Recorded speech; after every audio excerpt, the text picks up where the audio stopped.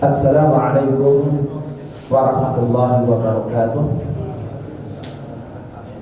Alhamdulillahilladzi nahmaduhu wa nasta'inuhu wa nastaghfiruh wa na'udzu billahi min shururi anfusina wa sayyiati a'malina.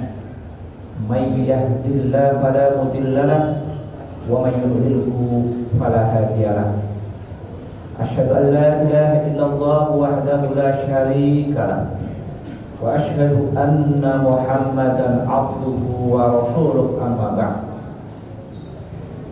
Para jamaah yang dimuliakan Allah, alhamdulillah kita masih diberikan kesehatan dan kesempatan oleh Allah Subhanahu wa taala sehingga kita bisa beribadah kepadanya dan beramal soleh karenanya. Di antaranya sholat maghrib secara berjamaah. Semoga kita tergolong dalam hadis Nabi, sholatul jama'ati afdalu min sholatil fardhi bi 27 darajah. Sholat berjamaah itu lebih utama daripada sholat sendirian karena akan memperoleh 27 derajat. Kemudian yang kedua adalah thalabul ilmi, majlis ilmu. Semoga kita masuk dalam hadis Nabi, man salaka thariqan yaltamisu fihi ilman sahhalallahu lahu thariqan ilal jannah. Barang siapa yang menempuh jalan dalam rangka untuk menimba ilmu, maka Allah akan memudahkan baginya jalan ke surga. Para hadirin yang dirahmati Allah, pada malam ini kita akan membahas tentang fin nafaqat, tentang nafkah. An-nafaqat jam'u nafaqah. Jadi nafaqah itu jamak dari nafaqah. Pengertiannya ya, dia ma yuqaddamu min ta'amin wa kiswatin wa sakanin liman wajaba lahu. Nafkah itu ialah apa-apa yang diberikan ya, berupa makanan, pakaian dan tempat tinggal bagi orang yang menjadi kewajibannya, orang yang menjadi tanggungannya, atau orang yang menjadi tanggung jawab. Itu namanya nafkah. Jadi pengertian nafkah itu ya, adalah sesuatu yang diberikan kepada orang yang menjadi tanggung jawab. Kalau kepada orang yang bukan menjadi tanggung jawabnya, itu namanya sedekah. Jadi kalau orang yang menjadi tanggung jawabnya, itu namanya nafkah, sebuah kewajiban.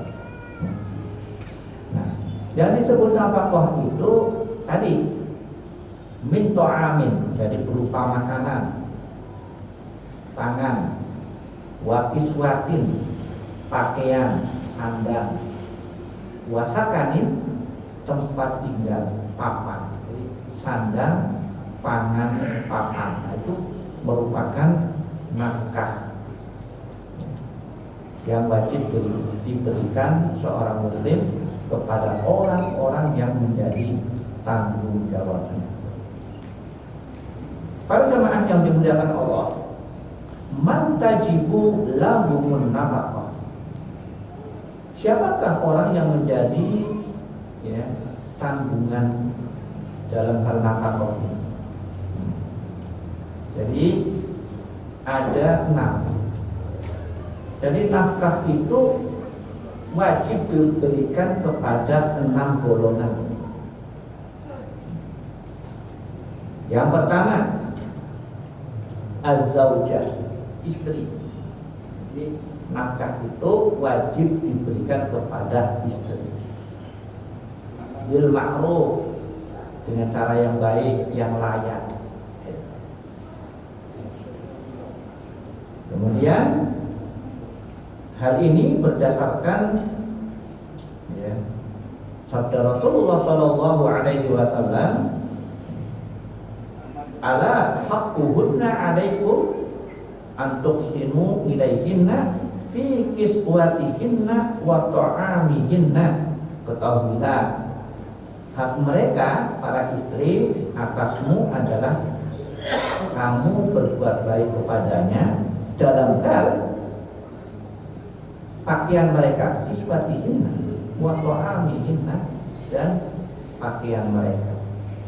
Jadi sebagai suami berkewajiban beri nafkah kepada istrinya yang layak, yang baik dalam hal makanan, pakaian, itu yang baik. Nah, kata-kata baik di sini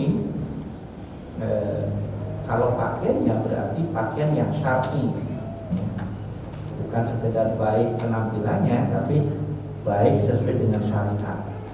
Memberikan istri dari mulai jilbabnya, ya, jubahnya, dan lain-lain. Nah, ini yang disebut dengan pakaian yang sesuai dengan syariat. Para jemaah yang dimuliakan Allah, yang kedua, al-mutallaqah, istri yang ditalak. Jadi istri yang ditalak itu pun tetap wajib diberi nafkahnya sampai selesai iddahnya. Kalau istri ditalaknya dalam keadaan tidak hamil, maka sampai 3 kali suci, berarti kurang lebihnya 3 bulan. Maka tetap diberikan nafkah selama 3 bulan. Ini wajib bagi seorang suami. Kalau istrinya kebetulan hamil lalu ditalak, maka iddahnya sampai melahirkan. Jadi sampai melahirkan itu tetap diberikan. Ini berdasarkan surah At-Thalaq ayat 6. Wa in kunna ulati hamlin fa'anfiqu 'alaihinna hatta yadhna hamlahunna. Dan jika mereka dalam keadaan hamil, maka berilah nafkah atas mereka sehingga mereka melahirkan anaknya. Jadi wajib diberi nafkah. Yang ketiga, yang wajib diberi nafkah adalah al-abawani, kedua orang tuanya. Jadi orang tua wajib diberi nafkah oleh anaknya. Ini. Jadi anak, terutama yang dimaksud ini anak laki-laki, wajib memberi nafkah kepada kedua orang tuanya. Apalagi orang tuanya yang berkekurangan, ini sangat-sangat wajib. Dasarnya adalah wabil walidaini ihsana, dan kepada kedua orang tua hendaklah berbuat baik. Surah Al-Baqarah ayat 83. Jadi ternyata orang tua itu wajib diberi nafkah, walaupun memang orang tua gak pernah minta. Gak pernah minta orang tua. Orang tua itu selalu ingin memberi. Tetapi bagi seorang anak dia harus berpikir, mereka harus diberi nafkah yang cukup. Sebab sering terjadi anak memberi sesuatu kepada orang tuanya hanya setahun sekali ketika lebaran. Baru sepekan saja sudah habis, nggak nyampe sebulan itu sudah habis. Nah, berarti 11 bulannya ini berkekurangan. Nah, saya pernah menjumpai orang tua itu mengeluh, merasa kekurangan. Saya melihat padahal anaknya itu tergolong berkecukupan, anak-anak, apalagi menantunya. Wah, itu orang-orang yang berkecukupan. Jadi saya lihat ya, menantu pertama itu kerja di depan pusat, menantu kedua kerja di waktu itu di Indosat Pusat, mantu yang ketiga juragan kapal, mantu yang satu lagi pegawai BRI. Nah, kemudian ada anak laki-lakinya juga, ya, ada yang kerja sebagai petani tambak dan lain-lain. Nah, orang tuanya ini ya, karena sering berjamaah, lalu temu menyampaikan, ternyata tadi saya sampaikan, kalau kurang kenapa tidak disampaikan kepada anak-anaknya? Tidak berani, maksudnya ya tidak enak. Bahkan saya ingin tetap memberi kalau ini. Nah, disinilah jadi yang harus berpikir adalah anak-anaknya, ya, yang berkewajiban untuk memberikan nafkah kepada orang tua. Bagaimana caranya? Ada satu cara yang baik. Apalagi zaman sekarang, misalnya anak-anaknya jauh, ya, di luar pulau, di luar kota, tidak ada masalah. Nah, orang tuanya bisa dibuatkan rekening, ya, nah, rutin gitu dari jarak jauh. Ini cara memberikan nafkah kepada orang tua, terutama anak laki-laki. Anak-anak laki-laki wajib memberikan nafkah kepada orang tua. Kalau anak perempuan sunnah memberi nafkah kepada orang tua. Para jamaah yang dimuliakan Allah. Nah, itu yang ketiga, ya, jadi orang tua yang wajib diberi nafkah. Bahkan kalau ayahnya sudah meninggal, kemudian tinggal ibunya, nah ibunya nggak ada yang memberi nafkah, maka anaknya ini harus memperhatikan ibunya. Banyak sekali hadis-hadis yang menyuruh berbuat baik kepada ibu, ya. Di antaranya hadis riwayat Imam Bukhari dan Muslim, ummuka summa abuka. Jadi setelah 3 kali baru abuka. Ini perhatian seorang anak kepada orang tuanya. Jadi wajib memberikan nafkah. Para jamaah yang dimuliakan Allah, yang keempat, orang yang wajib diberi nafkah adalah al-auladus sighar, anak yang masih kecil. Anak yang masih kecil wajib diberi nafkah. Jadi anak yang masih kecil itu,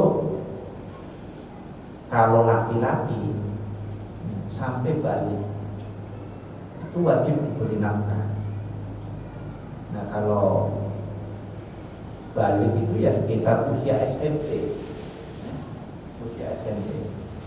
Jadi orang tua wajib memberikan nafkah pada anak laki-lakinya itu sampai usia SMP. Kalau sudah selesai SMP itu sunnah saja orang tua memberikan nafkah kepada anak laki-laki. Artinya selesai usia SMP itu anak laki-laki sudah bisa mandiri sebenarnya. Walaupun kenyataannya belum bisa mandiri, gitu. Sampai SMA, kuliah itu tetap diberi nafkah oleh orang tuanya. Padahal ya kewajiban dalam Islam nafkah diberikan kepada anak laki-laki itu sampai balik. Setelah balik itu dia bisa mencari sendiri. Makanya kalau di Madinah, ya di Madinah itu dia usia SMP sudah bisa mandiri. Kalau dia mau sekolah, maka berarti hidupnya ditanggung oleh sekolah sampai terus, ya, kuliah ditanggung oleh kuliahnya. Atau setelah balik dia bekerja, sudah bisa mencari uang sendiri. Itu untuk anak laki-laki. Tapi kalau untuk anak perempuan, wajib diberi nafkah sampai ia menikah. Nah ini makanya bagi orang tua urusan nafkah ini berat untuk anak perempuan, karena wajib diberi nafkahnya sampai ia menikah. Kalau nggak nikah-nikah berarti menjadi tanggung jawab orang tua. Itu bedanya antara anak laki-laki dan anak perempuan. Di dalam surah An-Nisa ayat 5, warzuquhum fiha waqsuhum wa qulu lahum qawlan ma'rufa. Dan berilah rizki mereka itu, ya, dan berilah pakaian mereka itu, dan berkatalah kepada mereka perkataan yang baik. Jadi untuk kepada anak-anak, orang tuanya harus memberikan rizkinya dan pakaiannya serta berkata yang baik. Kemudian di dalam sebuah hadis riwayat Imam Ahmad dan Ad-Darqutni, ya, dengan sanad yang sahih, wa qaulul waladu at'imani ila man tada'an. Seorang anak akan berkata, berilah makan aku sampai, ya, engkau meninggalkan aku. Nah itu maksudnya ya sampai dia bisa mandiri, balik. Itu adalah kewajiban orang tua terhadap anak laki-laki. Para jamaah yang dimuliakan Allah,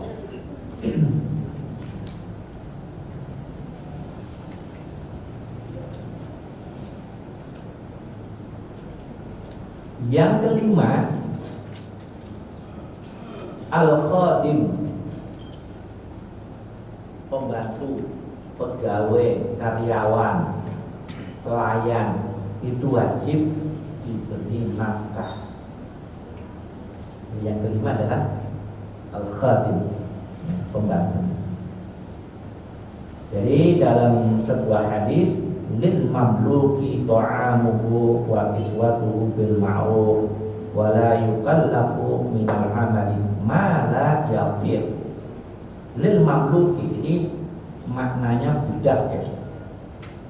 Dan bagi budak itu wajib diberi makan, pakaian bil ma'ruf, yang layak, dan tidak boleh dibebani dari pekerjaan apa yang mereka tidak mampu. Ini budak, apalagi yang mampunya seorang pembantu, seorang pelayan, maka wajib diberi makan, pakaian, ya, tempat tinggal, dan tidak boleh dibebani pekerjaan melebihi dari kemampuan. Tidak boleh. Para jamaah yang dimuliakan Allah, makanya ada hadis yang menyebutkan apabila engkau makan, ya, maka berilah sebagian makanan itu kepada pembantunya. Ya, jadi adabnya misalnya beli buah-buahan, beli anggur misalnya, ya, maka pembantunya diberi, ya, sebagian dari anggur itu. Jangan yang mengantar pembantunya tapi dia hanya melihat, ya. Beli martabak, ya, atau membuat masakan yang enak, maka pembantu, ya, pegawai itu supaya merasakan, jangan hanya melihat saja. Walaupun mungkin porsinya ya lebih sedikit ya, tidak ada masalah, yang penting bisa merasakan apa yang kita makan. Para jemaah yang dimuliakan Allah, yang keenam yang wajib diberi nafkah adalah al-bahaim, hewan peliharaan. Jadi seorang muslim yang memiliki hewan peliharaan seperti kucing, ya kan, atau burung, ayam, dan lain-lainnya yang dipelihara, wajib diberi nafkah, diberi makan. Ya. Nah, ini merupakan sebuah kewajiban, harus dipikirkan. Nah, dasarnya apa? Dasarnya sebuah hadis. Hadis ini terkenal juga. Jadi hadis riwayat Imam Nasa'i. Jadi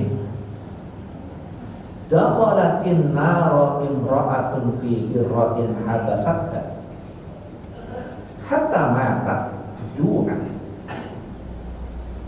Telah masuk neraka ya, seorang wanita disebabkan karena kucing yang ia tahan sehingga mati kelaparan.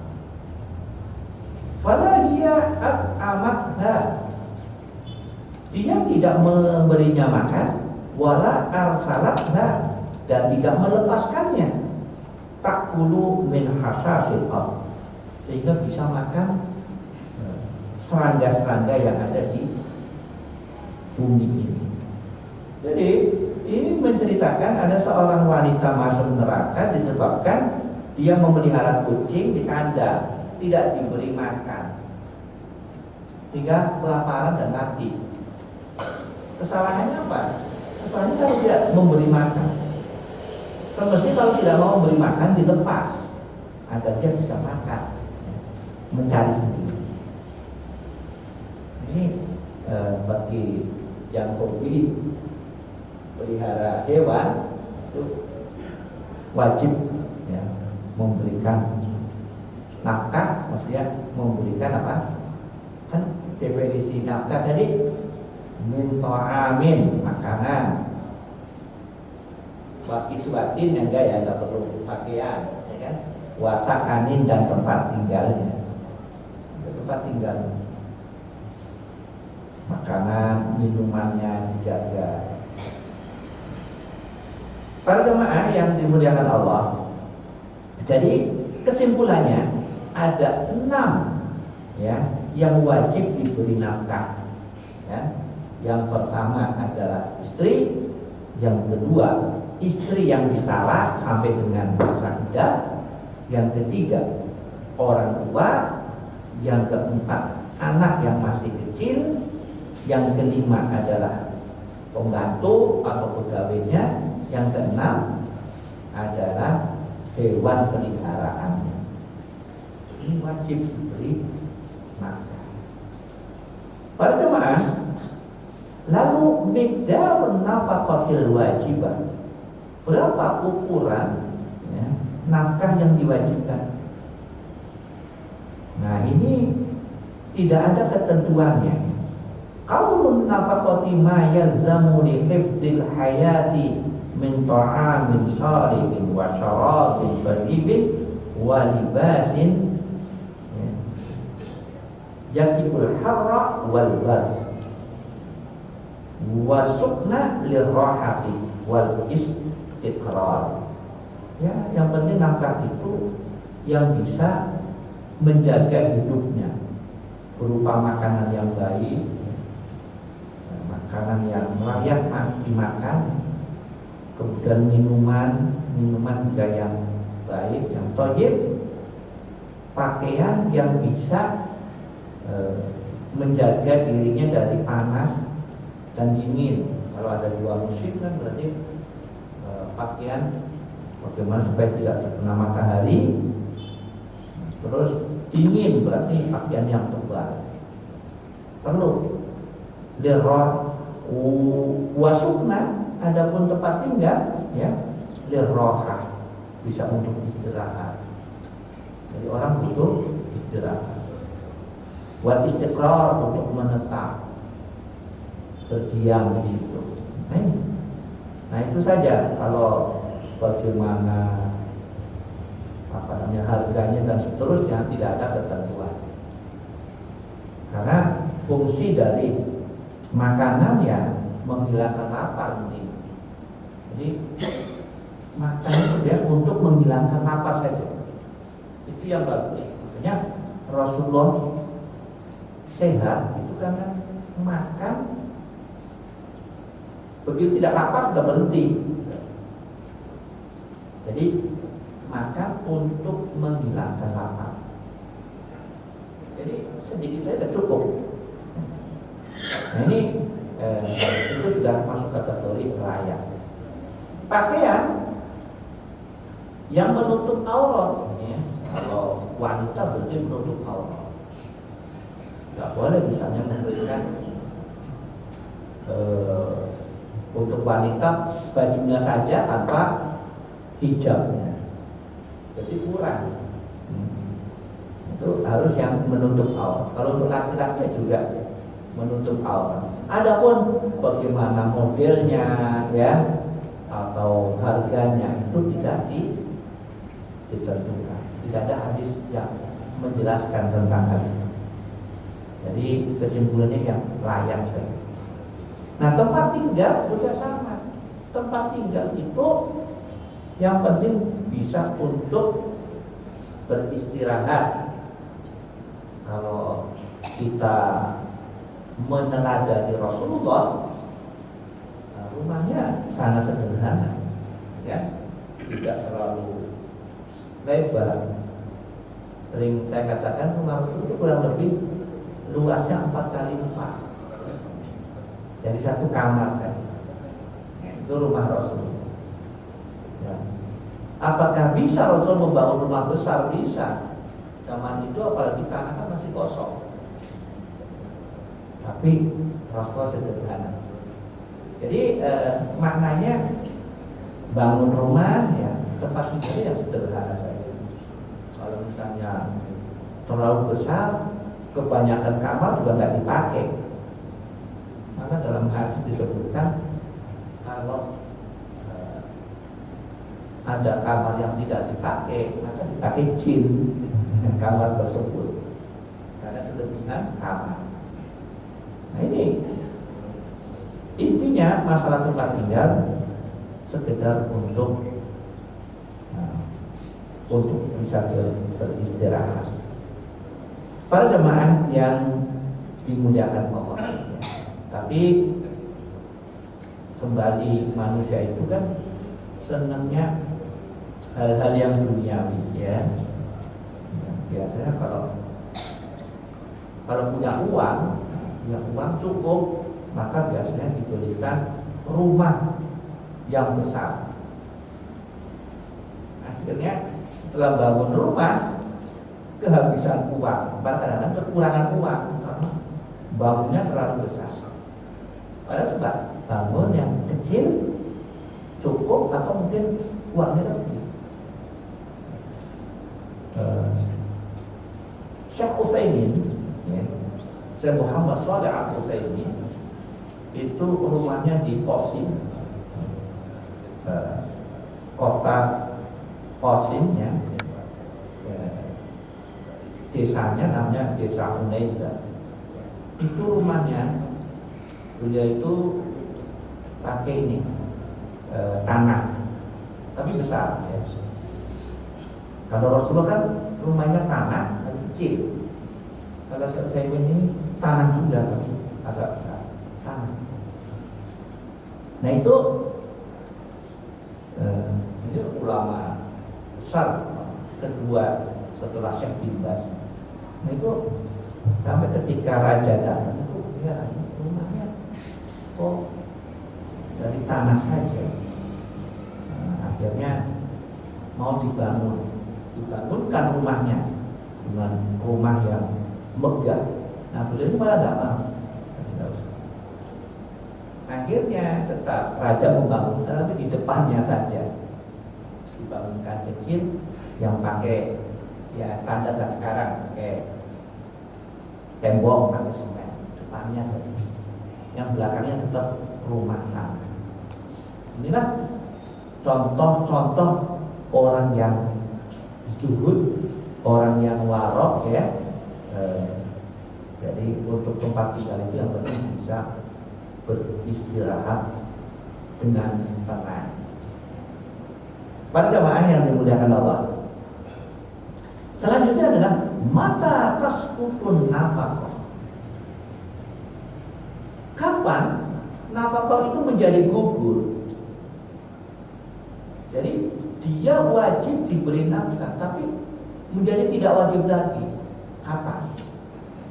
Yang pertama, tasqutu ala zaujati idza nasazat. Nafkah itu akan gugur terhadap istri apabila istrinya durhaka. Nah, istrinya durhaka, maka nafkah itu terhenti. Ya. Yang kedua, alal mutallaqati talaqan raj'iyyan idzan qadat 'iddatuha.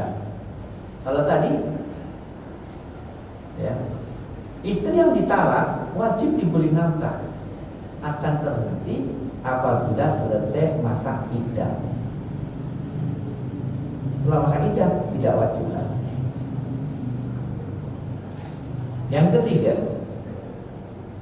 alal mutallaqatil hamili idza wada'at hamlaha. Kalau istri yang ditalak itu dalam keadaan hamil, maka tetap wajib diberi nafkah sampai iddahnya selesai, sampai melahirkan. Sampai melahirkan itu maknanya ya, itu ibunya, maksudnya ibunya si anak ini ya, itu yang disebut sampai melahirkan. Adapun anaknya yang lahir tetap diberi nafkah sampai dengan balik. Karena apa? Itu menjadi tanggung jawab orang tua, menjadi tanggung jawab ayah. Yang keempat, alal abawaini idza staghnaya. Nah, orang tua ya akan berhenti diberi nafkah apabila dia sudah berkecukupan. Kalau orang tuanya sudah berkecukupan, ya tidak wajib diberi nafkah. Menjadi sunnah saja. Misalnya orang tuanya sudah cukup, misalnya ya untuk sehari-hari sudah cukup, berarti nafkah dari anaknya berubah menjadi sunnah saja. Tapi ketika berkekurangan, ya, orang tuanya tidak bekerja lagi, sudah tua, maka wajib bagi anaknya terus memberikan nafkah kepada orang tua. Yang kelima, adal auladi idza balaghat zakah. Untuk anak akan berhenti nafkahnya apabila sudah balik, apabila laki-laki. Au tazawwaja al-bint. Kalau anak perempuan apabila menikah. Karena waktu lisan sudah tiba, silakan.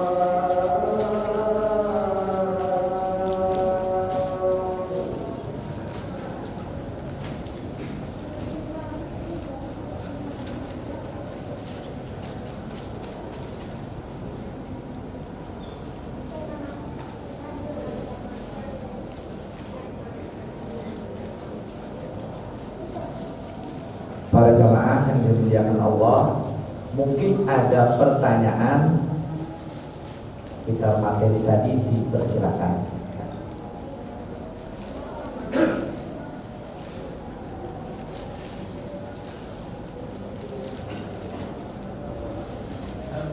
Ya, silakan. Jika istri yang sudah ditolak dan punya anak, Ya.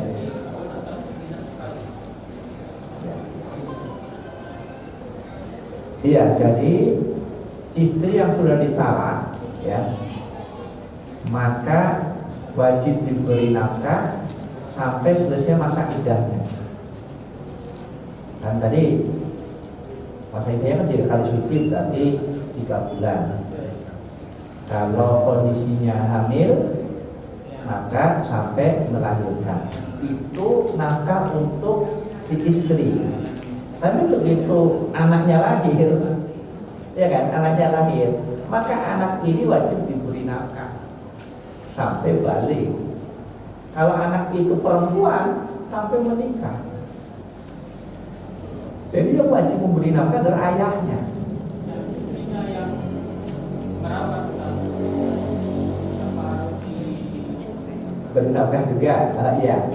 Nah, nanti ada namanya istrinya yang merawat diberi upah. Ada namanya di bab namanya al-hadonah, diberi upah karena telah merawat anaknya.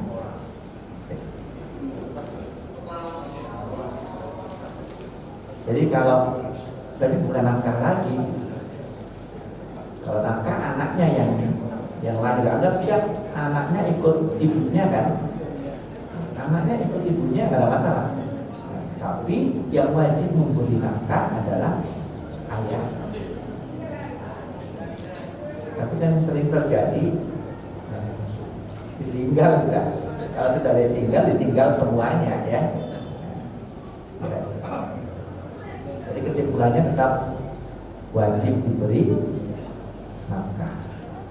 Ya. Yang lain, silakan.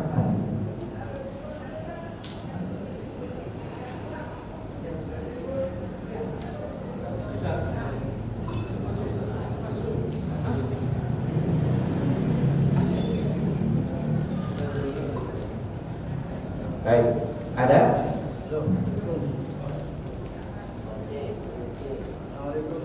Waalaikumsalam.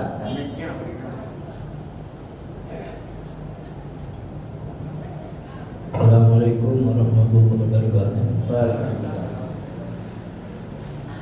Ingin tanya Ustaz, bila mana anak laki-laki sudah memiliki istri, apakah yang disebut birru walidain itu termasuk mertua atau bukan? Atau cuma orang tua kita sendiri?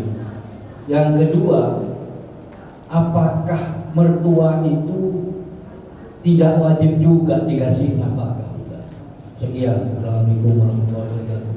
Waalaikumsalam. Ya, terima kasih. Pertama yang disebut birrul walidaini, berbuat baik kepada orang tua, itu memang adalah orang tuanya sendiri. Itu hukum asal. Bagaimana dengan mertua? Dengan mertua tetap kita berbuat baik, sebagaimana juga secara umum kita berbuat baik kepada kaum muslimin. Makanya beda di sini, berbuat baik kepada orang tua sendiri itu memang wajib, ya, wajib. Maka pengertian birrul walidain seperti itu. Kemudian yang kedua, nafkah kepada orang tua, jelas tadi wajib. Ya. Jadi kalau seorang anak punya istri dan punya anak, juga punya orang tua, maka berarti tanggung jawabnya banyak ini. Wajib kepada istrinya, kepada anaknya sendiri. Kalau dia punya orang tua, ya, terus tidak mampu, juga wajib diberi nafkah. Ini memang seorang muslim, seorang laki-laki itu memang harus seperti itu, bisa memberi nafkah kepada istrinya, anaknya, gitu ya, juga kepada orang tuanya sendiri. Nah, lalu bagaimana nafkah untuk mertua? Nah, ini sunnah saja, bukan wajib. Gitu. Jadi yang wajib adalah kepada orang tuanya sendiri. Dan di sini kan definisi nafkah, ya kan? Definisi nafkah yang menjadi tanggung jawabnya dan diwajibkan. Maka kalau kita memberi kepada mertua itu sedekah, sunnah, dapat pahala. Kira itu.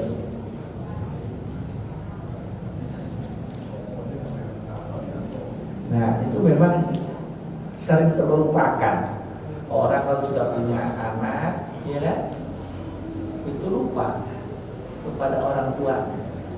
Padahal bagaimanapun dia statusnya anak dari. Nah, sekarang bagaimana kalau orang tuanya sudah meninggal? Kan sering meninggal juga banyak. Apalagi kita yang sudah tua, ya. Orang tua kita sudah otomatis sudah tidak ada. Nah, maka birrul walidain tadi adalah berdoa, dengan berdoa. Nah, itu juga sering lupa. Karena kita sibuk dengan anak, dengan istri, yang kita doakan itu istri dan anak-anak kita. Akhirnya lupa mendoakan orang tua yang sudah tiada. Padahal tetap berbuat baik kepada orang tua walaupun orang tua itu sudah meninggal. Bagaimana berbuat baiknya? Yang mendoakan, sangat berbuat baik.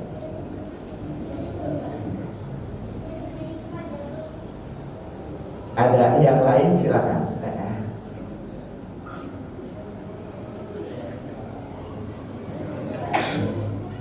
Ya. Assalamualaikum warahmatullahi wabarakatuh. Waalaikumsalam. Ada seorang duda sama janda, sama-sama punya anak. Maka anak tersebut bagaimana statusnya, Ustaz? Apakah itu akan jadi muhrim, Ustaz? Waalaikumsalam. Waalaikumsalam. Baik. Duda dengan janda menikah, masing-masing punya anak. Baik. Jadi si duda ini lihat anak ini, ya, anak ini apakah, pertama dilihat dari jenisnya dulu, apakah laki-laki atau perempuan. Kedua dilihat usianya. Karena kembali kepada asal, seorang laki-laki dia berkewajiban memberi nafkah kepada istrinya. Berarti tadi istri yang statusnya janda, ya kan? Kemudian apakah wajib menafkahi anaknya janda itu, ya kan? Kan itu pertanyaannya. Tidak wajib, sunnah saja. Kenapa? Karena anaknya janda ini yang wajib itu ayahnya. Gitu, dia kan punya ayah kan? Nah, itu yang wajib. Itu maksudnya. Nah, duda ini kalau punya anak sendiri wajib, ya, diberi nafkah, ya, diberi nafkah. Ya, tadi sampai usianya balik kalau laki-laki. Ya, mungkin ada tambahannya, silakan. Statusnya anak itu status apa jadi muhrim? Kalau perempuan. Kalau anaknya itu Perempuan apakah jadi muhrim nanti, Ustaz? oh, jadi anak ini ya, anaknya si janda ini, Ya. ya, betul, itu menjadi mahramnya dengan syarat apabila ibunya telah dikawini. Menjadi mahram. Bahasanya anak tiri kan, jadi mahramnya.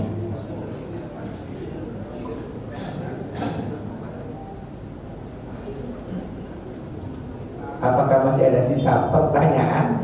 Ya.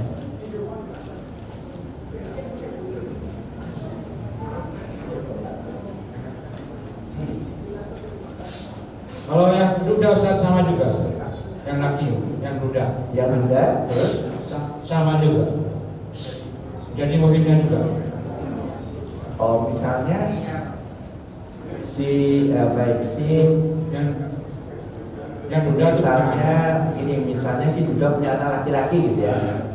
Iya, jadi berarti kalau si ayahnya sudah berhubungan dengan ibunya, berarti menjadi mahram. Itu namanya ibu tiri kan gitu. Itu masuk mahram.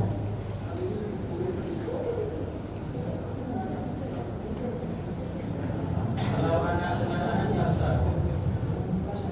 Oh, anaknya dengan anaknya, misalnya anaknya duda ini dengan anaknya janda ini, ya. Anaknya duda dengan anaknya janda, apakah termasuk mahramnya? Nah, itu bukan mahram, termasuk orang lain. Iya, tidak ada larangan.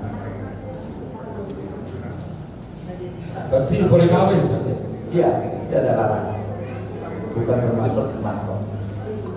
Jadi itu ibaratnya gitu, ayah dengan ibunya, anak dengan anaknya kan gitu kan nantinya. Ya, jadi kayak tidak ada larangan.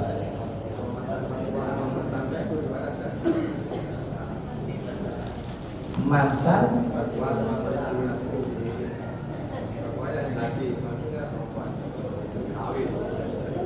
kalau mantan mertua itu dilarang, kan dalam ayatnya seperti itu. Sama juga mantan menantu juga dilarang, termasuk mahram. Itu ada dalam babul muharramat. Jadi babul muharramat itu ada 8-nya. Nanti ada yang al-muharramatu abadan, ada al-muharramatu muaqqatan. Ada wanita yang haram untuk selamanya, ada yang haram sementara. Ada. Nah, itu nanti lebih detail dalam pembahasan al-ankihah al-fasikah, pernikahan yang dilarang, ya. Nanti masuk dalam bab al-muharramah, para wanita yang diharam. Belum pernah ya? Belum pernah disampaikan di Al-Munawwarah ini. Jadi untuk detailnya seperti itu. Saya kira cukup ya. Ya, terima kasih atas perhatiannya. Mudah-mudahan bab nafkah ini bisa kita pahami dan bisa menjadi ilmu yang bermanfaat untuk kita sehingga kita bisa mengamalkannya. Terima kasih. Wassalamualaikum warahmatullahi wabarakatuh.